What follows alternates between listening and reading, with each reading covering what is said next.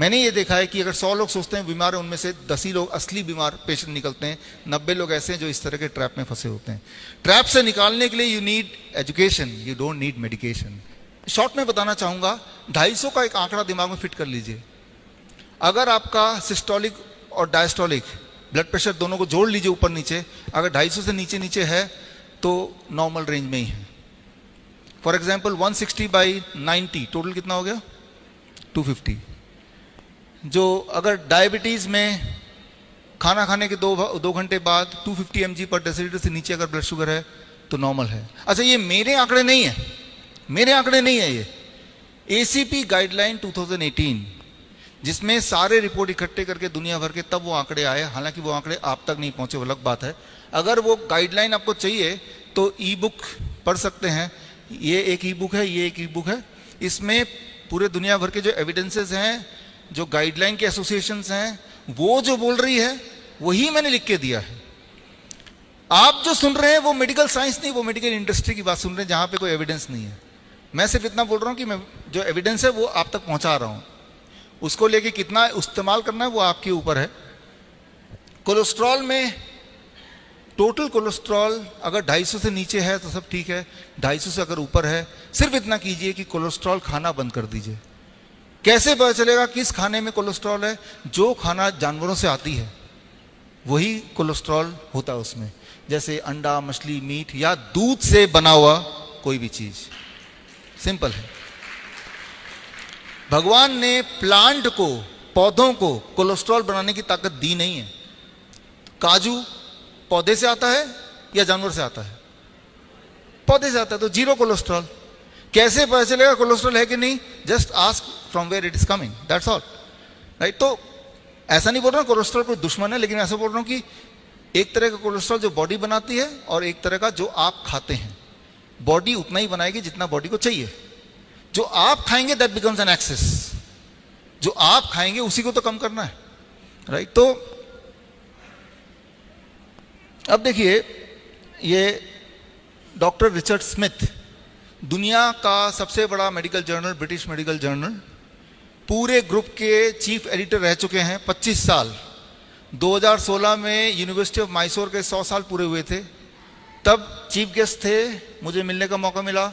मेरा DIP diet पे lecture था इनके लेक्चर के बाद, तो इनसे बातचीत करने का मौका मिला। इन्होंने एक डेफिनेशन दिया कि आज की तारीख में हु इज हेल्दी, ये उन्हीं का स्लाइड है। हेल्दी वही है जिसने डायग्नोस्टिक्स टेस्ट खूब सारे नहीं कराया हो। जो भी डायग्नोसिस कराएगा उसमें कुछ ना कुछ कमी मिलेगी, ये इनका कहना है, जो कि मैं मानता हूं। उन्होंने अंदर तक देखा है कि ये जो पेपर बनते हैं, रिसर्च पेपर बनते हैं, कैसे बनते हैं। 25 साल तक मेडिकल जर्नल, दुनिया का सबसे बड़े मेडिकल जर्नल के चीफ एडिटर रहने के बाद उनका ये स्लाइड है, उनका ये कहना है, उनका एक कंक्लूजन है।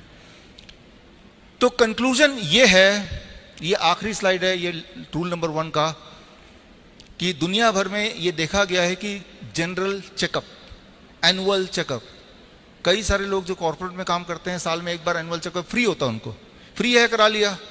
फ्री वाली चीज सबसे खतरनाक होती है, आपने सुना ही है। तो दुनिया में 17 इसमें क्लिनिकल ट्रायल रिसर्च पेपर बने हैं कि जो लोग एनुअल चेकअप कराते हैं इन कंपैरिजन टू जो लोग नहीं कराते हैं, क्या जो लोग कराते हैं उनको इसका लाभ मिलता है, वो ज़्यादा लंबा जीते हैं, उनकी क्वालिटी ऑफ लाइफ ज़्यादा अच्छी होती है। ये क्वेश्चन का जवाब ढूंढना चाह रहे थे।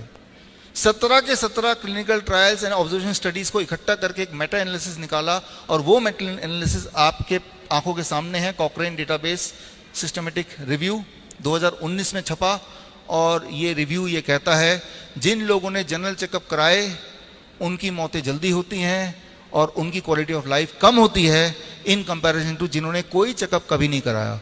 ये क्लियर एविडेंस है, राइट। Thank you.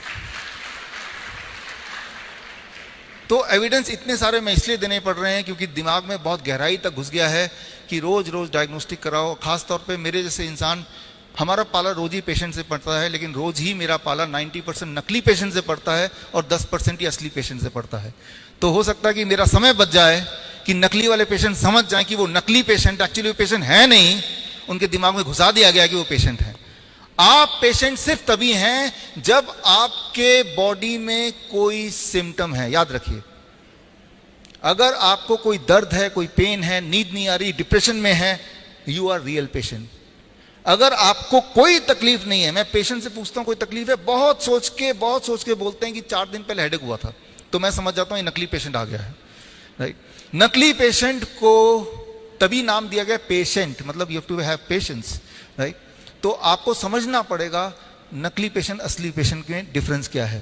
तो और नकली पेशेंट आते हैं हमारे हॉस्पिटल में, भर जाते हैं, हमें बहुत सारा पैसा भी देते हैं, राइट। तो उससे कमाई भी हो सकती है, राइट। लेकिन फिर भी at the end of the day, for the sake of humanity, सच्चाई तो यही है कि हम में से, मैंने ये देखा है कि अगर 100 लोग सोचते हैं बीमार हैं, उनमें से 10 ही लोग असली बीमार पेशेंट निकलते हैं, 90 लोग ऐसे हैं जो इस तरह के ट्रैप में फंसे होते हैं।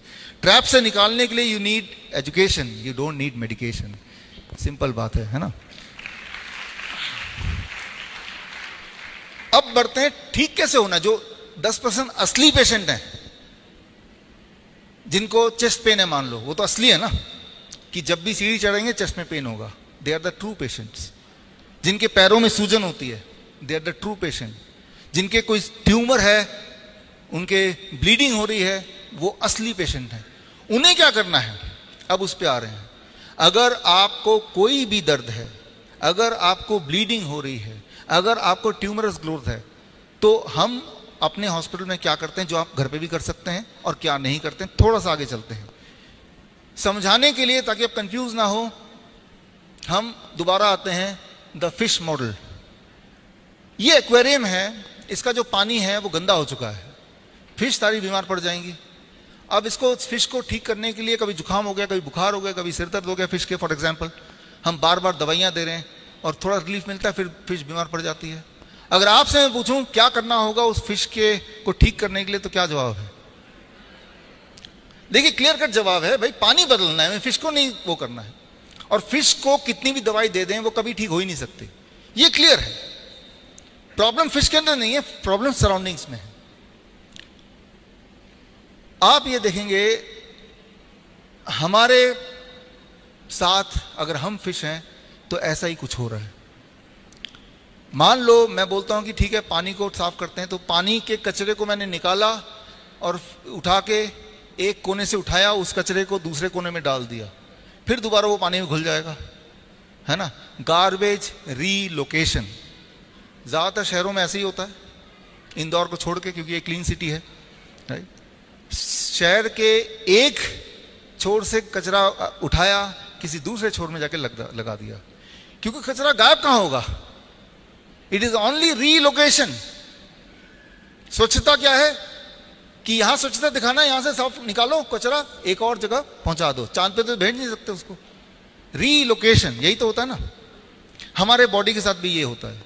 एक उदाहरण ले रहा हूं, आपका ब्लड शुगर ज्यादा आता है, मान लो आप ट्रू पेशेंट हैं, ट्रू सच्ची में 300 400, जिससे आपको बहुत तकलीफ होती है, सिम्टम आते हैं, आप पेशाब करते हैं तो वहां चींटियां इकट्ठे हो जाती हैं, ठीक है ना, कमजोरी है आपको, तो आप ट्रू पेशेंट हैं। लेकिन जैसे ही आपने दवाई ली तो ब्लड शुगर चेक किया, ब्लड शुगर भी कम, सिम्टम भी चले गए। तो कभी आपने सोचा वो जो दवाई अपने ब्लड शुगर की ली, उसने ब्लड के शुगर को उठा के मैजिकली कहां गायब कर दिया? ब्लड का शुगर तो कम हो रहा है, ब्लड में शुगर कम है, तो वो शुगर गया कहां? दवाई इतना करता है कि ब्लड से शुगर को लेता है और रीलोकेशन ऑफ गार्बेज आपके किडनी में, आपके हार्ट में, आपकी आंखों के पीछे, आपके स्किन के पीछे, आपके जेनेटिक्स के हिसाब से कहीं ना कहीं आपके जॉइंट्स के बीच में। तो वही वाला पेशेंट कुछ समय बाद बोलता है मेरा शुगर तो नॉर्मल है, लेकिन पता नहीं जोड़ों में बहुत दर्द है। वही वाला पेशेंट 10 साल बाद मिलेंगे तो वो किडनी पेशेंट बन जाएगा, पैरों में हाथों में सूजन होगी, जबकि ब्लड शुगर नॉर्मल था। It is a garbage relocation. जितनी सारी दवाइयां हैं वो प्रिंसिपल, इसी प्रिंसिपल पे काम करती है कि गार्बेज एक जगह से उठाओ बॉडी के, और बॉडी के ही कहीं ना कहीं और छुपा दो, तो उस वाले पैरामीटर को मेजर करेंगे तो वो ठीक दिखेगा, लेकिन अल्टीमेटली वो पेशेंट ज्यादा बीमार है। समझिए इसको, आपका इरादा, आपका गोल कोई एक नंबर को नहीं चेज करना है, आपका गोल है कि ओवरऑल हेल्दी फील करना। तो जब भी आप दवाई लेके ब्लड शुगर को कम करेंगे तो याद रखिए वो जो दवाई है वो सिर्फ गार्बेज रीलोकेशन। अगर हम इस पानी से कचरा निकाल के फिर दोबारा किसी और कोने में डाल दें, फिश कभी भी ठीक नहीं होने वाली। और ये सिर्फ ब्लड शुगर की बात नहीं कर रहा हूं, जितनी सारी दवाइयां बनी हैं सबका मैकेनिज्म एक ही है, बल्कि इससे भी भयंकर।